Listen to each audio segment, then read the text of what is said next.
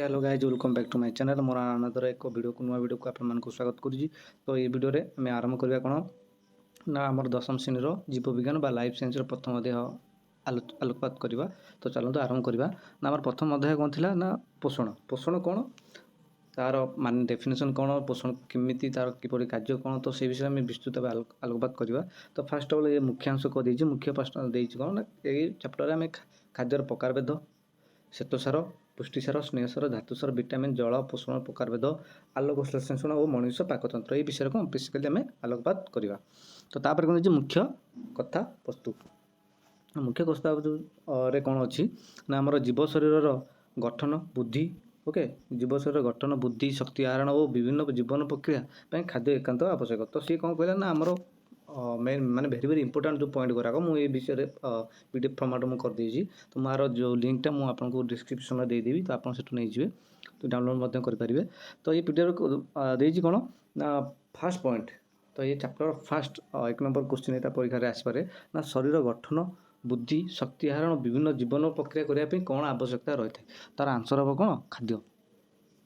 तो ये जो फास्ट पॉइंट देजी तो फास्ट पॉइंट आम कौन बुझुचे ना शरीर गठन बुद्धि माने शरीर आम जमी शरीर मांस हाड़ मांस शरीर गठन होची तार बुद्धि होची शक्ति आहरण करछे तार विभिन्न प्रकार कौन कार्य आम करें जदि आम खाद्य खाएनि न खाई आम जेको गोटे बाहरी जिनस भी उठी पारानी। तो आप शुणी दुर्बल होगा मनुष्य दुर्बल है भिटामिन दियो खाया कौन कहते कहीं लोकटी खाद्य ठीक से यदि आहरण कर सी दुर्बल हो देह तार बल आसबनी खाद्य खाली खाद्य खाईदे बल पलि जाए खाद्य खाइला से जो प्रक्रिया आम शरीर भर हुए जहाँ द्वारा कौन पाकस्थली खाद्य हजम करे खाद्य तापर आमर खाद्य है आम शिरा मध्यम आम सब शरीर हाड़ रक्त आड़ कौन प्रभावित हुए। तो ये गोटे प्रोसेस चले आम शरीर भितर किंतु खाद्यर भेरी भेरी इंपोर्टाट रोचे ना खाद्य आम शरीर पर एकांत आवश्यक। तो तापर चैप्टर कौन देती तापर जी खाद्य मुख्यतः 6 प्रकार। तो ये कहला खाद्य जो आम खाद्य दैनंदिन जीवन में आम खाद्य खाऊे तो सी केते प्रकार ना कौन कौन ना फास्ट देला कौन श्वेतसार तापर पुष्टिसार तापर स्नेहसार तापर खनिज लवण तापर विटामिन और जल। तो तापर आसीगला खाद्य केते प्रकार। तो सी फास्ट पॉइंट कौन देती ना शरीर गठन बुद्धि शक्ति आहरण और विभिन्न जीवन प्रक्रिया खाद्य को एकांत आवश्यक माने आमर खाद्य भेरी भेरी इंपोर्टेंट माने आमर जीवन कहले चले खाद्य। तो तापर सी मुझे खाद्य विभक्ति कर माने ताको डिवाइडेड कर केते प्रकार ना 6 प्रकार कौन कौन ना श्वेतसार हो तापर पुष्टिसार हो स्नेहसार हो खनिज लवण विटामिन जल। तो कौन एगुरा सब कौन आमर 6 प्रकार खाद्य तापर कौन देजी तापर कौन देजी ना जो जीव मैंने निज खाद्य निजे प्रस्तुत करते से स्वभोजी कहती समस्त सबुज उद्भिद नील हरित शैवाल रसायश्लेषण बैक्टेरिया निज खाद्य निजे प्रस्तुत करी। तो ये आ गए पॉइंट देती कौन जो जो खाद्यटा जो आम जो कहले आम खाद्य एकांत आवश्यक खाद्य पर केमी करा तो गोटे कौन जिनस तो आम खाद्यटा या कर तो से जिन कौन कहे ना जो जीव मैंने निज खाद्य निजे प्रस्तुत करती से कौन कहती स्वभोजी कहती।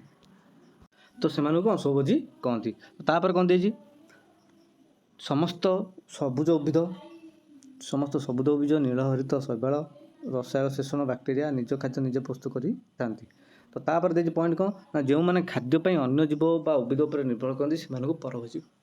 तो ये क्वेश्चन आसो स्वभोजी क्या कहती परभोजी क्या कहती ओके।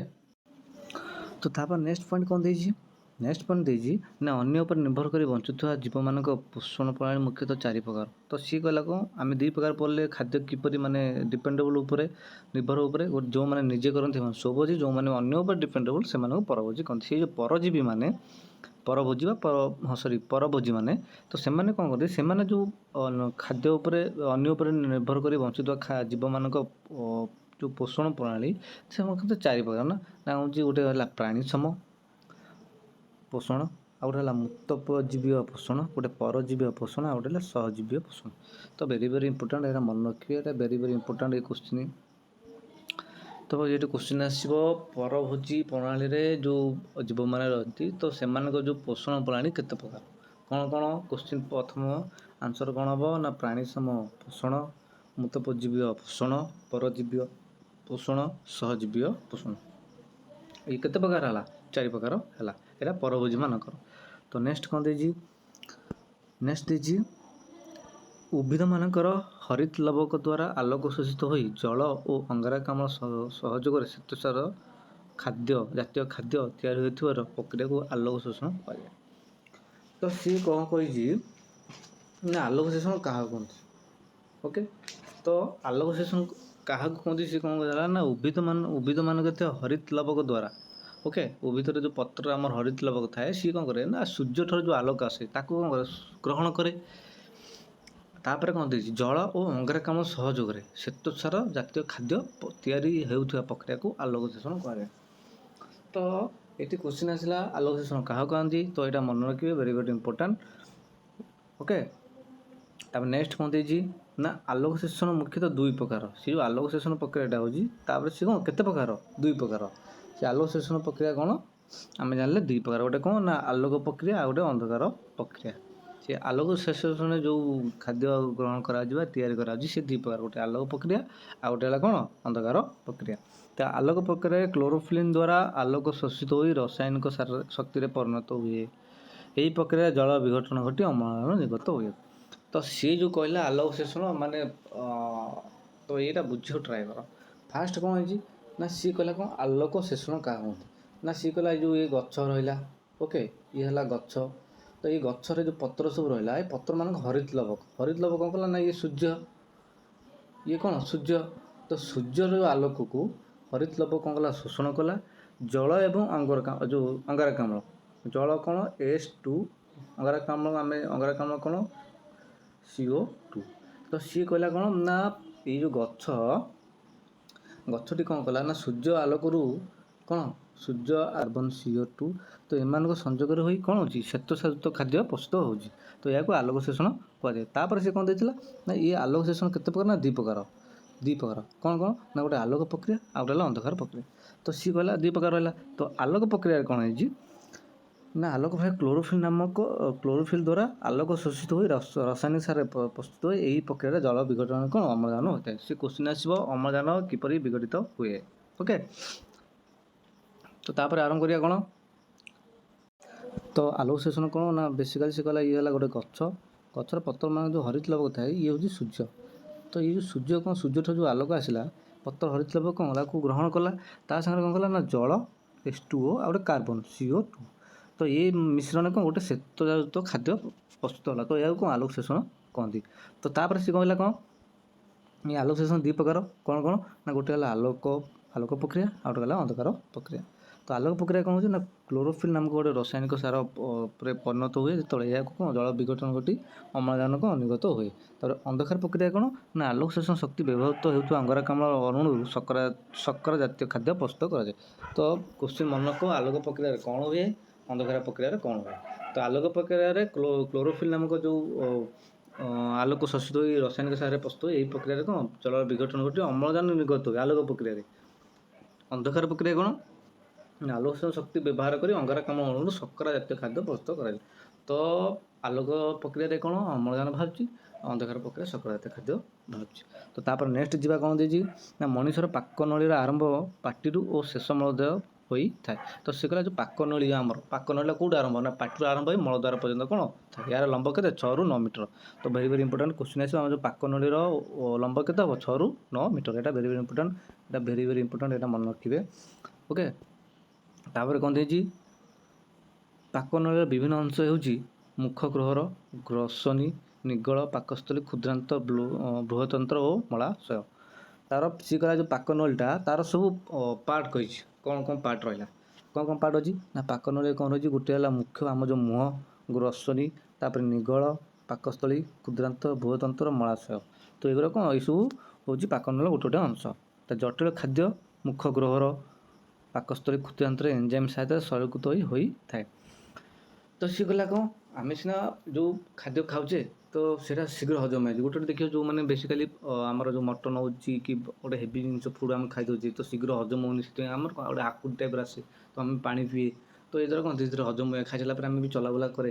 ତ ତାର ଅର୍ଥ କ'ଣ ନା ସେଇ ଜିନିଷଟା ଦେଇଛି ନା ଜଟିଳ ଖାଦ୍ୟ ଯେଉଁ ଖାଇଲେ ଆମ ଯେଉଁ ପାକସ୍ଥଳୀ କ୍ଷୁଦ୍ରାନ୍ତରେ କ'ଣ ଏନଜାଇମ୍ ଦ୍ୱାରା ଗୋଟେ କ'ଣ ଆମ ସାହାଯ୍ୟ କ'ଣ ସେଇଟା ସରଳୀକୃତ ମାନେ ତାକୁ ମାନେ ଅତି ଶୀଘ୍ର କ'ଣ ତାକୁ ନ୍ୟୁଟ୍ରାଲାଇଜ୍ କରିଦିଏ।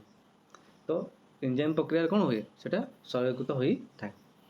ତାପରେ କ'ଣ ଆସିଛି ନା ସମସ୍ତ ପ୍ରକାର ଶୈଳୀଗତ ଖାଦ୍ୟର ଅବଶୋଷଣ ମୁଖ୍ୟତଃ କ୍ଷୁଦ୍ରାନ୍ତ ଠାରେ ହୋଇଥାଏ। ଯେଉଁ ଆମର ଖାଦ୍ୟ ଧର ମନେକର ଏକ୍ଜାମ୍ପଲ୍ ମୁଁ ଦେଲି ମଟନ୍ ହେଭି ଫୁଡ଼୍, ତ ତାକୁ ଆମେ ଯେତେବେଳେ ଖାଇଲେ ଆମ ଶରୀର ଗୋଟେ ଏନ୍ଜାଇମ୍ ଗୋଟେ କ'ଣ ସାହାଯ୍ୟରେ କ'ଣ ସେଇଟା ମାନେ ଧୀରେ ସରଳ ହେଇଥାଏ ବା ଆମ ଶରୀରରେ ମିଶିଯାଏ। ତାପରେ କ'ଣ ହେଇଛି ନା ସେଇ ସରଳ ଯେଉଁ ଖାଦ୍ୟଟି ସେଇ ଅବଶୋଷଣ ମୁଖ୍ୟତଃ କ୍ଷୁଦ୍ରାନ୍ତରେ ହୋଇଥାଏ। ଆମ ଯେଉଁ କ୍ଷୁଦ୍ରାନ୍ତରେ ଏଇ ଜିନିଷଟି ହୋଇଥାଏ। ତାପରେ କ'ଣ ହେଇଛି ନା ଜଳ ଓ କେତେକ ଇଲେକ୍ଟ୍ରୋଲାଇଟ୍ ଅବଶୋଷଣ ବହୁତନ୍ତ୍ର ହୋଇଥାଏ। ପାକ କ୍ରିୟାରେ ସହାୟତା କରୁଥିବା ବିଭିନ୍ନ ଏନ୍ଜାଇମ୍ ଓ ପାଚକ ରସ ଅଗ୍ନାଶୟ ପାକସ୍ଥଳୀ ଓ ଲାଳଗ୍ରନ୍ଥିକୁ କ୍ଷରିତ ହୋଇଥାଏ। ତ ଏଇଟା ମନେ ରଖିବେ, ଏ ପଏଣ୍ଟଟି ମନେ ରଖିବେ। ତ ଏଇ ଯେଉଁ ମୁଁ ଯେଉଁ ପଢ଼େଇଲି ଯେଉଁ ଏଇଟା ସବୁ, ତ ଆମେ ଏଇ ବିଷୟ ସବୁ କ'ଣ ଆମେ ଆଲୋକପାତ କରିବା। ତ ଏଇ ଯେଉଁ ପଏଣ୍ଟ ଗୁଡ଼ା ମୁଁ କହିଲି ମୁଖ୍ୟ କଥାବସ୍ତୁ ମାନେ ଏଇ ସବୁ ବିଷୟ ଆମେ କ'ଣ ପଢ଼ିବା, ଆଗକୁ ପଢ଼ିବା। ତ ଏଇଟା ହେଉଛି ଗଲା। ତ ଆମେ ଆରମ୍ଭ କରିବା କ'ଣ ବୈଷୟିକ ଭିତ୍ତିକ ବିଶ୍ଳେଷଣ। ଆମେ ପୁରା ବିସ୍ତୃତ ଭାବେ ବର୍ତ୍ତମାନ ଆମେ ଆଲୋକପାତ କରିବା। ତ କ'ଣ ଦେଇଛି ଫାଷ୍ଟ କ'ଣ ଦେଇଛି ନା ଉପକ୍ରମ, କାରଣ ଶରୀରରେ ବିଭିନ୍ନ ଜୈବ ରାସାୟନିକ ପ୍ରକ୍ରିୟା ପାଇଁ ଶକ୍ତି ଆବଶ୍ୟକ। ଏହି ଶକ୍ତି ଆମେ ଖାଦ୍ୟରୁ ପାଉଥାଉ। କୋଷ ତଥା ଟିସୁର ଗଠନ, ଶରୀର ବୃଦ୍ଧି, କ୍ଷୟ ପୂରଣ ପାଇଁ ଯେଉଁ ଉପାଦାନମାନ ଆବଶ୍ୟକ ତାହା ଖାଦ୍ୟରୁ ମିଳିଥାଏ। ଶକ୍ତି ଆହରଣ, ତାପରେ କ'ଣ ନା ଶକ୍ତି ଆହରଣ ଉପାଦାନ ସଂଗ୍ରହ ଶୋଷଣ ଜରିଆରେ ହୋଇଥାଏ। ସବୁଜ ଉଦ୍ଭିଦ ଆଲୋକ ଶୋଷଣ ପ୍ରକ୍ରିୟାରେ ଖାଦ୍ୟ ପ୍ରସ୍ତୁତ କରେ। ପ୍ରାଣୀମାନେ ଖାଦ୍ୟ ପାଇଁ ଉଦ୍ଭିଦ ଉପରେ ପ୍ରତ୍ୟକ୍ଷ ବା ପରୋକ୍ଷ ଭାବେ ନିର୍ଭର ହୁଅନ୍ତି। ତ ଆମର ଏଠୁ କ'ଣ ଦେଇଛି ନା ସେ ଦେଲା କୋଶ୍ଚିନ୍ କ'ଣ ଦେଇଛି ନା ଆମର ଚାପ୍ଟର ଆରମ୍ଭ ଯେଉଁ ହେଇଛି କ'ଣ କହିଛି ନା ଶରୀରରେ ବିଭିନ୍ନ ଜୈବ ରାସାୟନିକ ପ୍ରକ୍ରିୟା ପାଇଁ ଶକ୍ତି ଆବଶ୍ୟକ ରହିଥାଏ। ତ ଏଇ ଯେଉଁ ଆମ ବିଭିନ୍ନ କାର୍ଯ୍ୟ କରିବା ପାଇଁ ଶକ୍ତି ଆବଶ୍ୟକ, ତ ଏଇଟା ଆମେ ଖାଦ୍ୟରୁ ପାଉଥାଉ। ତାପରେ ଯେ କୋଷ ତଥା ଟିସୁର ଗଠନ ହେଉ କି ଆମର ଶରୀରର ବୃଦ୍ଧି ହେଉ କି କ୍ଷୟପୂରଣ ପାଇଁ ଯେଉଁ ଉପାଦାନ ଆବଶ୍ୟକ ତାହା କ'ଣ ଖାଦ୍ୟରୁ ମିଳିଥାଏ। ତାପରେ କ'ଣ ଦେଇଛି ନା ଶକ୍ତି ଆହରଣ ଉପାଦାନ ସଂଗ୍ରହ ପୋଷଣ ଜରିଆରେ ହୋଇଥାଏ। ସବୁଜ ଉଦ୍ଭିଦ ଆଲୋକ ଶୋଷଣ ପ୍ରକ୍ରିୟା କ'ଣ ଖାଦ୍ୟ ପ୍ରସ୍ତୁତ, ସବୁଜ ଉଦ୍ଭିଦ ମାନେ ବେସିକାଲି ଆଲୋକ ଶୋଷଣ ପ୍ରକ୍ରିୟା କ'ଣ ଖାଦ୍ୟ ପ୍ରସ୍ତୁତ କରନ୍ତି। ପ୍ରାଣୀମାନେ ଖାଦ୍ୟ ପାଇଁ ଉଦ୍ଭିଦ ଉପରେ ପରୋକ୍ଷ ବା ପ୍ରତ୍ୟକ୍ଷ ଭାବେ କ'ଣ ଆମେ ଜଡ଼ିତ ଥାଏ। ତାପରେ କ'ଣ ଦେଇଛି ନା ଜୀବ ଶରୀରରେ ବିଭିନ୍ନ ଅଙ୍ଗ ପ୍ରତ୍ୟଙ୍ଗର ସରଳ ଖାଦ୍ୟର ଜାରଣ ଘଟି ଶକ୍ତି ନିର୍ଗତ ହୋଇଥାଏ। ଶକ୍ତି ମୋଚନ ଏକ ଧ୍ୱଂସାତ୍ମକ ପ୍ରକ୍ରିୟା, ଏହାକୁ ଅପଚୟ ବା କାଟାବୋଲିଜିମ୍ କହନ୍ତି। ତ ଏଇଠି କ୍ୱେଶ୍ଚିନ୍ ଆସିବ ଅପଚୟ କାହାକୁ କୁହାଯାଏ। ତ କ'ଣ ହେବ ନା ଜୀବ ଶରୀରର ବିଭିନ୍ନ ପ୍ରକାର ଅଙ୍ଗ ପ୍ରତ୍ୟଙ୍ଗରେ ଜୀବ ଶରୀରର ବିଭିନ୍ନ ଅଙ୍ଗ ପ୍ରତ୍ୟଙ୍ଗରେ ସରଳ ଖାଦ୍ୟର ଜାରଣ ଘଟି ଶକ୍ତି ନିର୍ଗତ ହୁଏ। ଶକ୍ତି ମୋଚନ ଏକ ଧ୍ୱଂସାତ୍ମକ ପ୍ରକ୍ରିୟା, ଏହାକୁ ଅପଚୟ କୁହାଯାଏ। ଶରୀର ଗଠନ ପାଇଁ ଆବଶ୍ୟକ ଉପାଦାନ ସୃଷ୍ଟି ଏକ ଗଠନମୂଳକର ପ୍ରକ୍ରିୟା, ଏହାକୁ ଚୟ କହନ୍ତି। ଚୟ ଓ ଅପଚୟ ସମାରୋହୀ ଚର୍ଚ୍ଚାପଚୟ। ତ ଏଇଟା ଭେରି ଭେରି ଇମ୍ପୋର୍ଟାଣ୍ଟ, ମନେ ରଖିବେ। ତ ଏଇଟାକୁ ନୋଟ୍ ଡାଉନ୍ କରି ରଖିବେ। ତ ପରୀକ୍ଷାରେ ଆସିବ ଚୟ କାହାକୁ କୁହନ୍ତି, ଅପଚୟ କାହାକୁ କୁହନ୍ତି, ଚୟାପଚୟ କାହାକୁ କୁହାଯାଏ।